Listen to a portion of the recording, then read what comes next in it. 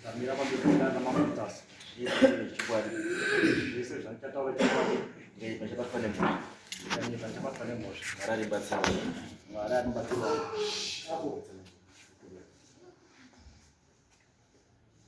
pamusoro mamutasa zitandonzi smart paradzai ndauyawo nenyaya yangu nemurume arapo uyu ndi Asha Mutasa ukaratidza paondo kumubhukuri kamukupi akaputsa musha wangu akadanana namai warapo vanga vari mudzimai wangu but ndakadini kabisa kufuro ndimai wana so zvakaita mukomana uyu vakadanana vakaita sei vakaita zvinhu zvavo tikasvika papoint yekutanga kuita suspicious tikatanga kubata mamessages kuna mai iwavo chibvunza what's going on chiri kuitika achinge achiramba until I get to the bottom of the issue. Then phone yake aisiya phone akailoka. I got an application yandakawana yekuita unlock kuti gone kuwana pin yake. So ndipo ndakawana conversation of the two people vachidanana vachiita whatever this right until I took all those messages from phone yao ndikasenda ku phone kwangu ndasenda messages esiya ku phone kwangu then ndakandi ku Joburg by that time then ndipo ndakachimubvunza mudzimai wangu yekuti tell me what's going on chiri kuitika then ndipo akaramba akati no hapana chiripo chichimene ndikati no I want to phone this number ndakatora number yake iye mukomana iyoyo ndibva ndati ndakuifonera. Then she jumped from the bed. Akauya kupi kuya kunobata phone yangu safoni chichimene tikanetsana until we reached the point yekuti takarara almost amshoka kuma 3 AM ndiri kunetsana naye. Then she stayed for about 10 days ndinaye kuJoburg koko akati no ndinoda kuenda kumba. Tikamuudza kuti no you can't go. This whole entire 2020 it was lockdown. Hauna ndaikudaidza kuti uye kunoko. Organize transport kuti I've organized transport kunogona kuenda transport. Then she has been telling me kuti no handigoni kuti kuya bandisiya wana warega is period yelockdown. Tikati no but it's been a while ndiri ndega kunoko ndinokuda kufungura kunoko ndiri murume wako you must listen to kune zvanenge ndiri kudini ndiri kukuudza. Akati no ndozouya kana lockdown ichingaita sei lockdown ichinge yapera. Oh it's fine. Hope kuti wakazvibata ikoko but anondibva ndakazvichengetedza until 2020 akunopera ndipapa muna December pane movements ekuti pakutanga kudini kucross kama borders. She came ndipo pandakaita find out ndikabata kuti there's something which is happening. Ndipo ndakabata messages ake. She stayed 10 days akakanoda kudzoka kumba ndikati it's fine oh you can go back home. Akadzoka kuya kumba. Auya kumba then we ended into 2021 ndipo ndakatanga kuita sei ndichitaura naye ndichibvunza vana where is your mother mama wenyu kupi vanachudza mama wauya until there was a friend of mine takadzidza tese kuchikoro from grade 5 to grade 7 mwana wake wemusikana togara tese musame village pamurara ndibva kwedu koko.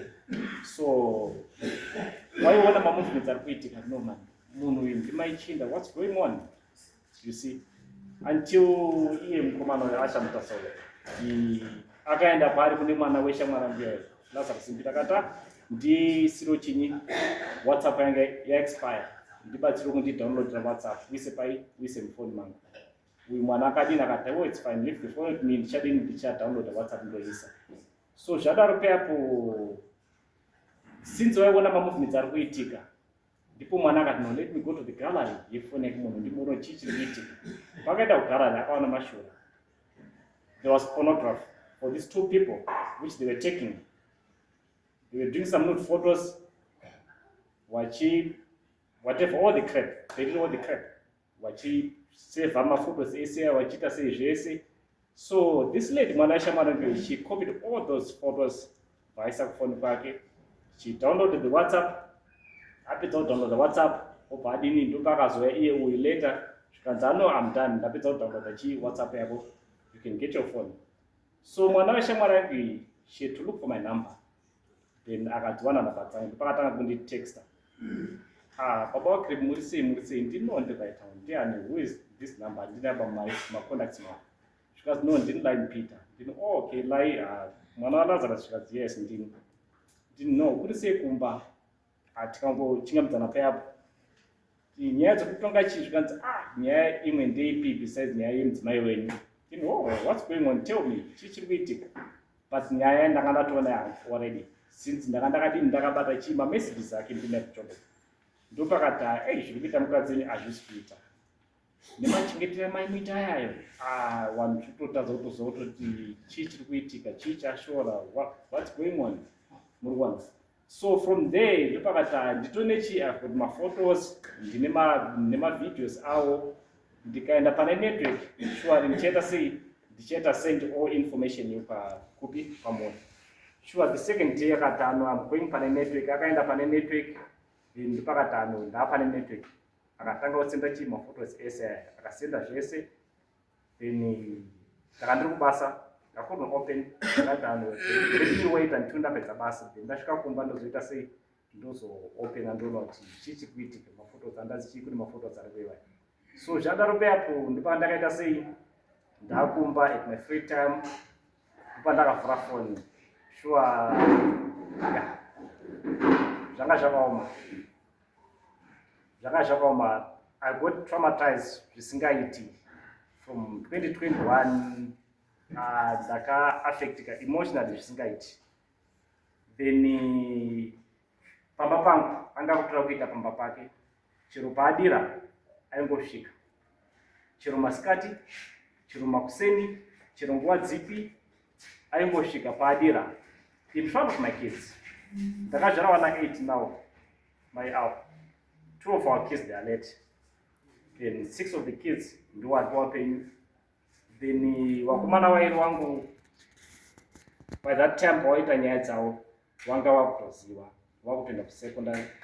Then my first born mukomana akatoconfronta, mama what's going on, munhu ari kuda chii panapa kushu. So she started fighting nemwana wangu, akati uda kuzviita baba panapa iwewe, pamba panapa uda kuzviita baba iwewe, hausiri baba uri mwana wandakazvara, siya ndite chii whatever zvandiri kuita, you see. So okay, tatoizwa nyaya yacho. Babu Sumbe, another thing, yes, vakasvika papoint yekutanga kutora my property. Ane shabhini rairana pamurara, shabhini rairana iroro. He took my gas tanks zangu, ndine almost about 4 gas cylinders, then ndina mweni 9 kgs andinawo. Then akatanga kutora, he has been using them pashop yake papapo. They went vakavhura imwe shabhini futi pane warehouse iri pamedicine ipe papa. They took my fridge zangu, I had a deep freezer yanga iri pamba, ndaiwane another deep freezer ke inoshandisa gas, vakatora vakanoshandisa futi ikoko. So when I came in 2021 ndakauya ndikamutora ndikaendesa nyaya kwasabhuku. Ndaendesa nyaya kwasabhuku, vanhu vakakutana shuwa, vanhu vakauya vakawanda. Akabvunzwa nyaya akaramba, zvikanzi handizvizivi. Then zvikanzi chinda paradzai unombo here, ndikati yebo umbondi nawo, besides kuti ndakamubata physically pamba pangu, but umbondi nawo. Even mwana wangu waindiudza of whatever, or the whereabouts of zvaiita pamba pangu nawo maiwa murwana. Zvadaro paiapo ndakabudisa phone ndikati zvese nyaya dzavo dzimunomidzi, and besides kuti maphotos akadika wana wese waiona, the whole entire village yaiona zvakanga zvichiitika zvese. From like even mwana ari ECDB, if you can ask of whatever nyaya dzavanhu vari to your, hapana munhu anotadza kuziva kuti sure like ndo nyaya yaitika. So ndikamubvunza ko uri kuzama kuita chichefu chezvo, like iye akandudza no, ndiri mutasa, hapana zvamunogona kundiita. That's what he told me. Then from there ndikati it's fine, hazvina basi, moshayori kwasabhuku. Ndobva ndadini, ndobva madhezi angu basa angakwana, I had to go take kubasa. Ndadzoka kuenda kubasa, then until 2022 ndakauya tikaenda nehama dzangu, young brothers zangu, tikanorecover property yangu yangu akatora. Takatanga kuenda kumedicine, ndikatora mafridge zangu, but iye angatohaita, atomahaita.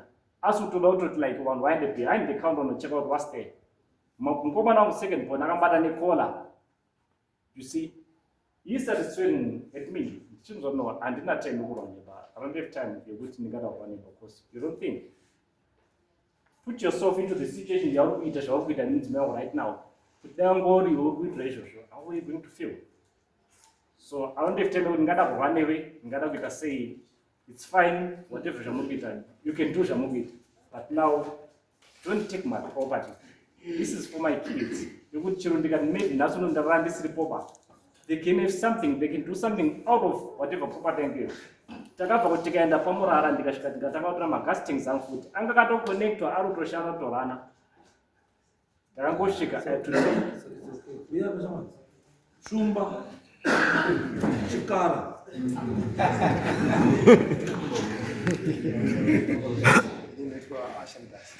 Usatolore ngobuya. Dalilile nditonge vanhu. Rotonga mosa. Animanza. Rotonge saka ukapata mosa uri mutasa. Atitonge iwewe. Rotonga mosa yako. Saka padare pana pamuruya oikwa. Mupandongwa chi? Mosa. Ende padare pana maizi panoita. Kanotori mutasa manje, uri mutongi. Izvo uri mutongi ukapara. Kamutongo kako kanoti kwirei. Kanoti kwirei. Mwanzo wa makisi. Andini?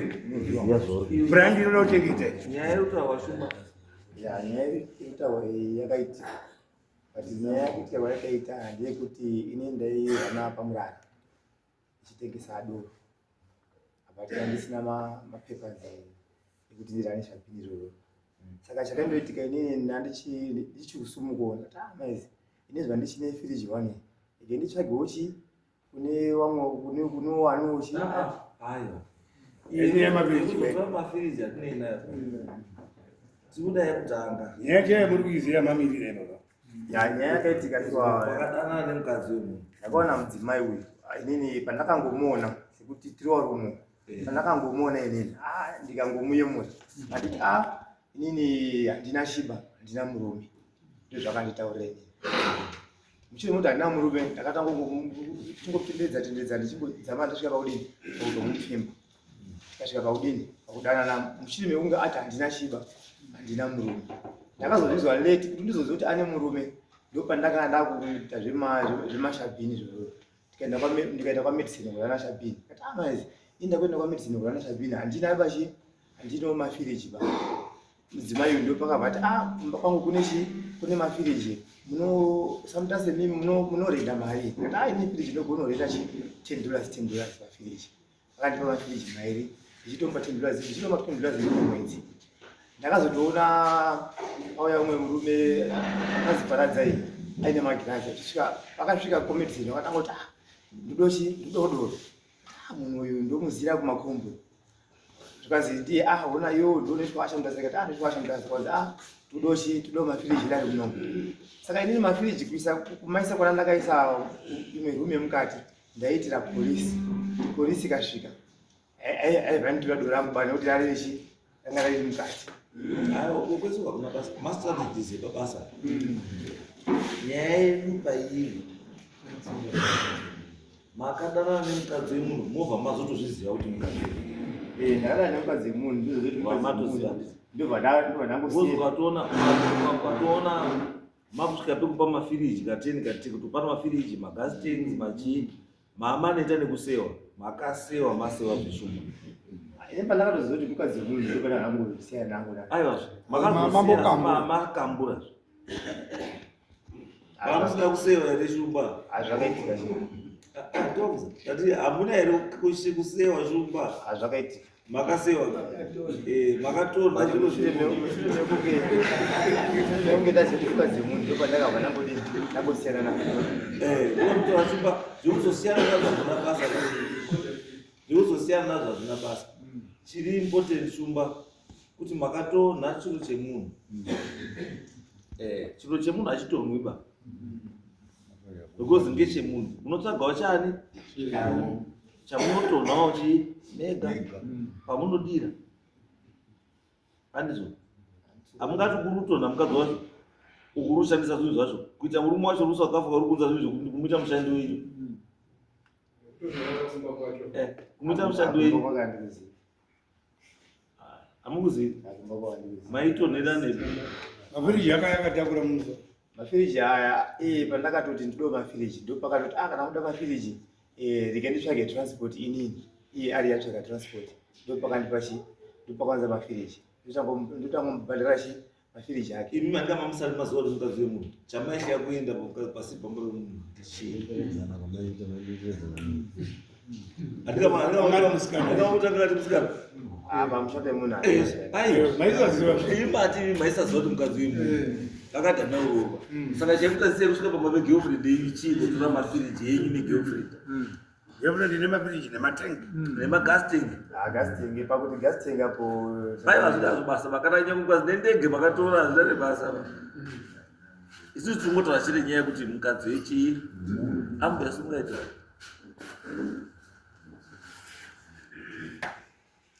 makadini makasima ndizvo zvekutaura here pamusoro yechangamiri chokwadi chakanaka cheputsuka nenzeyenene mwanzoro nauye mambo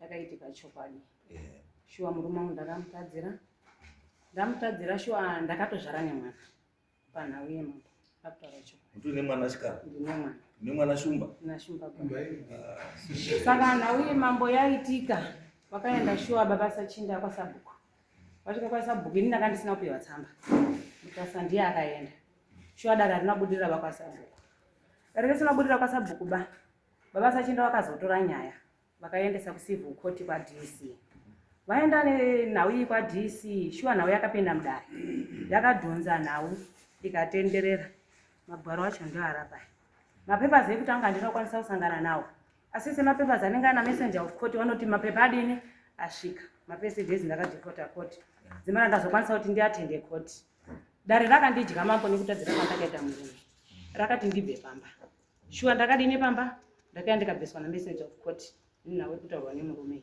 ndikaenda kumba kwedu nevana wese ndikagara gore ndiri kumba kwedu ndagara gore baba sachinda vakazotuma samukuru kumba kwedu ivo vari kujoni vakati ndatera chinyi muri ndobva wakabvunzwa nababa samonzora tisamukuru zvamuri kuya mega ko muridzi wemukadzi aripi ndikanzi muridzi wemukadzi ati ari kuuya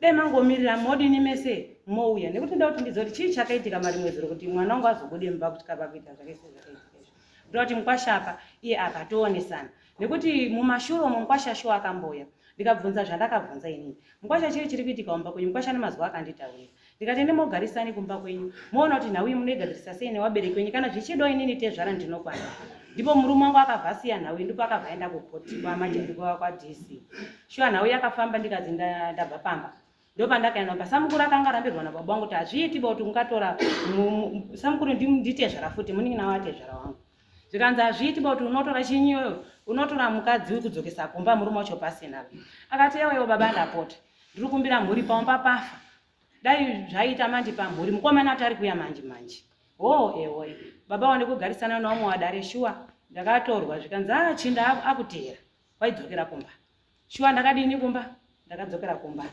ndakadzokera muna 2023 asi unyatsoziva muna September ndo pandakadzokera kumba kubva zvandakadzokera mambo baba wakumba ndiwazivipa ndakadzoka kumba ndikataurira baba sachinda wasati auya baba vakadenza samukuru ndikumbira kubvunza kuti chinda uripi zvikazi ndatumira vana wacho pamasaisi handigoni kutaura ndinototaurira vana wake kuti wadini wamubate chinda akati ari kuuya nanhasi chinda mambo undori munzira asati auya uri kuuya kuto ameno ndingagonera kuti nditi gwagwagwa mambo pamusoro ndogona kupedzera nguva gore raperanda kumapesa kusina basa isusu patano basa zaita sei nhau yakaitika shuwa ndapazwa mataura kuti taita sei nhau yakadini yakaitika ende kutori nemuchinda aripo aiwa kune mwana musikana muzvare yaitika nhau tikaenda kwamajustini nhau ikatonga it's okay machinda akumana right ndikuti uyu une mudzimai ere naisho hamuna kuenda imimi mai baba wenyu baba wangu pamusori wakundikana kuuya baba wangu angada kuuya siwadaidze rorore wasekuru wavo ari kurwara. saka mauya nani inini ndauya ndega mambo nasi imi bambo mauya nani ndauya nababa wangu akora kwatanga. okay aneso chiuya wewe isuka iyapako simuka mai endai pakati pavo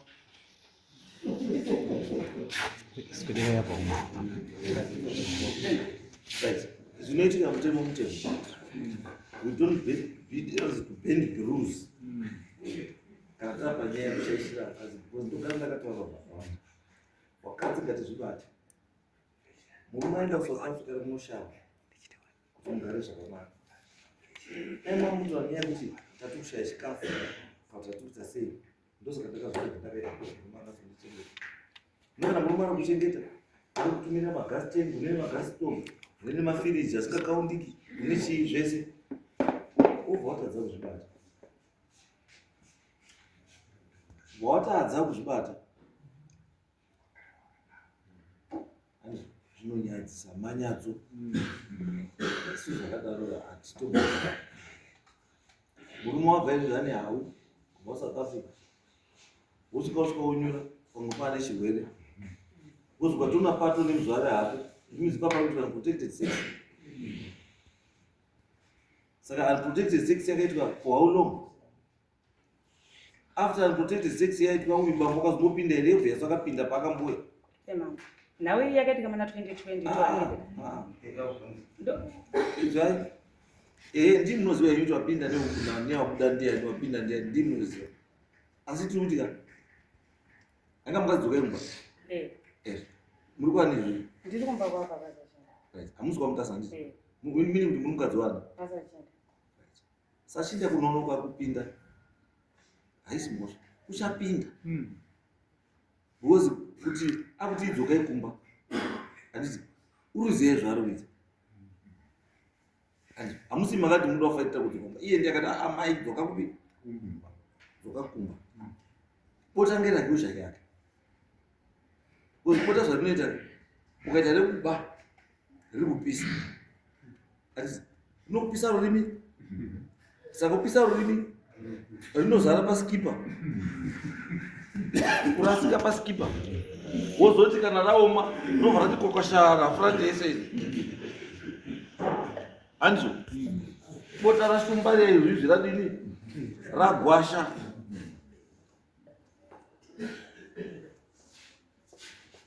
is very dangerous mukadzi wemunhu haararwi naye mukadzi wemunhu haararwi naye mukadzi wemunhu haararwi nemurume asiri wake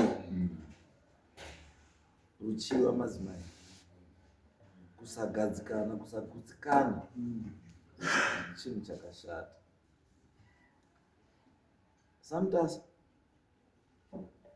wabinga wanozivikana nenyaya yekuti kanada mukadzi unobva arora unoita 5 6 7 asi haatori usiri wake unotora wari kufamba wega murodhi wasina wanhu mukatora wakadzi wewanhu munoshaishawo nezita redu kuti wabinga wakutora vanhu wewanhu nekuti ndivo madzimai izvo zvekuti uriwe kwamutasa izvo zvekuti uriwe kwamutasa washaisha zita izvo zvinoda kuti izvozvo zvine mombe yazvo 1 mombe kana kuti 350 yamuri kubhadhara murume just for being mutasa ari kuita zvinhu munyika yaanotonga saka nguva yadzozodini mombe kutanga ndeyekushaisha zita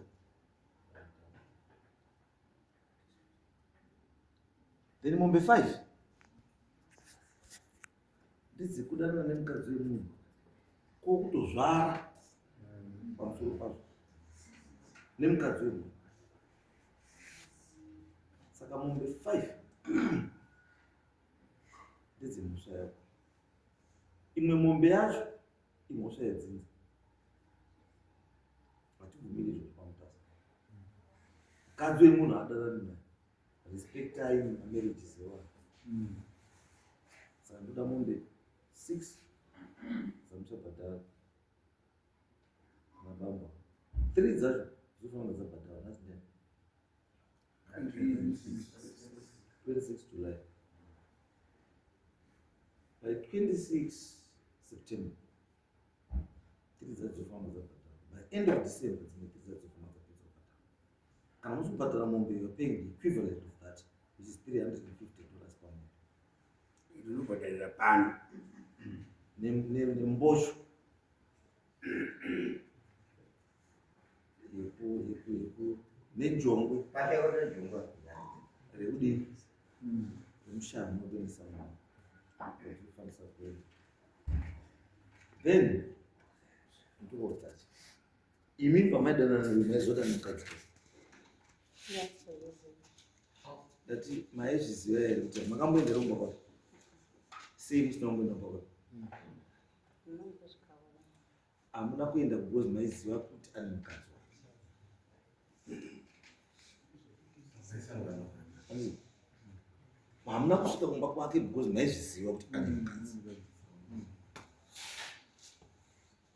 Andizvo. Saka imiwo mai mombe 3. Mambo ndikumbira kumbobvunzawo. Ndikumbira kubvunza ndiri confused. Nauya mai yamuri kutonga nditika. Ndiyo nauya ndakapikira kwa magistrate anditi. Saka ndizvo ndiri kubvunza ndinotongwa mhosva ngani? Mhosva makatongwa the criminal part. ipi? Iyo makaita Adauta. chihure Makaro. Iri mu constitution. Amuhuri makaro. Anzi saka isusu taakuchiwanhu macho takuchidzoka kuchiwanhu macho takutora kuti kuchiwanhu zvamakaita kuchiwanhu makatikanganisira. Okay, committee makazita sei? Ndakabviswa pamba. Izvo zvimuripi? Iye ndiye akandidzosa. Haiwa, ndati izvo zvimuripi? Iye sendiri pamba paka ndiye akandidzosa mama. Saka izvo zvakutonga ichi Matipanda udi. Maipanonga muri pamba. Maipanonga muri izvo makazi nekoti ibva ipamba Eh. mukabva madzoka. Izvo makazidzoka makadzoka here kuti kuti ndazi kumba kwayadzoka. Ndakabvunza murume. Haumvumi murume asi akakutongai. Koti makaitaurira. Ina handina chandakataura kukoti. Asi murume ndakamubvunza inini. Tuti kai alright. Chamakapika besides kubva pamba chii? Kuti Chamakaita kubva besides kubva pamba chii? eh Chamakazi nekoti tai besides kubva pamba chii? kubva pamba pandaraita ndizvo Chete, pakandinyara. hapana chimwe chamakabhadhariswa. Isusu tikubhadharisa madhauta charges. nechikomba chenyu chinobhadhara. Pachiwanhu. Imimi nechikomba chenyu muri 2 Mune mhosva. Because musazofamba muchitaura kuti nyange ukadana nemukadzi wemunhu nemurume wemunhu uchitoziva hazvina nyaya. Unokwenda kwemajastira kunanya. Kunokutora kuti pasi nazvo. Mukadzi wemunhu haudana nemurume wemunhu uchimuziva kuti murume wemunhu. Mukadzi murume haudana nemukadzi wemunhu uchiziva kuti mukadzi wechii? Wemunhu. Imi mombe 3 dzamuchapa mukadzi wacho. Kana asvika kumba pamumutaurire anzani iwo hakutomutaurire ndozoda kumutaurire. Tichatomutaurire mukadzi wako kuti mukadzi unozouya kutore mombe dzako 3 kubva kuna mai avo dzekudanana newe iwe.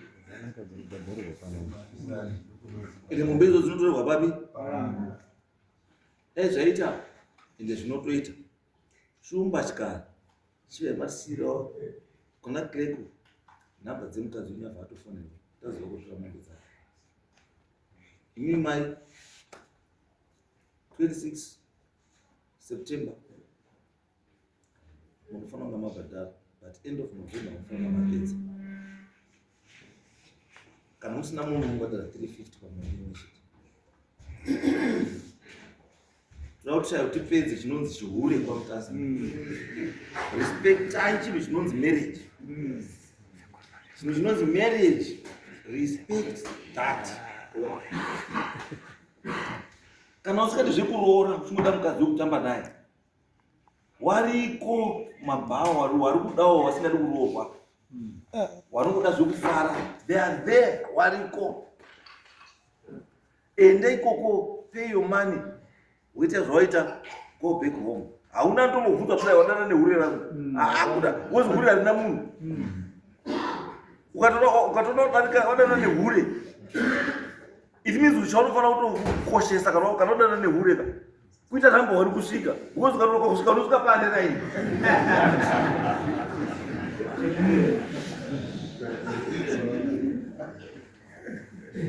Andikazvizwa kana wadana nehure anditi chaunofana kukudza ichi itime.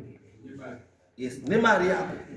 Unokwanisa kuita number 1 asi usina mari haulumi. Because basa rake rinoda chii mari. Asi wabhadhara mari yako waenda muline washandisa protection.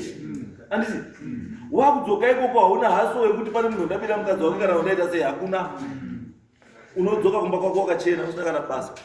Asi ungoneka guilt conscience mukadzi wako kuti mai ndau yangu ndambonyanisa hauzotauri hako ndambonyanisa poti asi mwoyo wako unongorudini uri kuziva asi hauna umwe munhu wadii wakanganisira.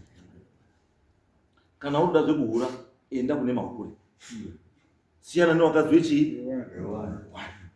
Saka bambo mombe dzenyu imimi 1 yekuzvidza dzinza 5 dzeuhure hwenyu nemukadzi wechii wemunhu. Imimi mai mombe dzenyu 3 dzeuhure hwekuhura nemurume wechii wemunhu. By November zvinofana zvakapedza, but by 26 August munofana mabhadhara imwe. 26 September munofana mabhadhara imwe. Right, Andy, thank you. Pamusoro chakadini. Yes. Nhamba dzemukadzi wacho sabhuku unogona kufana sabhuku. Ava murume wacho ni besides murume wacho imwe nhau futi ngekuti chinyi hongu ndakamudzosa pamba by the time apa akabviswa necivil court of court achinge achitoramba kuti pamba handibviba pamba iwe kana uchitoya panapo unenge utori roja uyo ndiye apabai pamba panapo. That's what she's been saying. I've got more to izvo zvese hazvina basa bamba.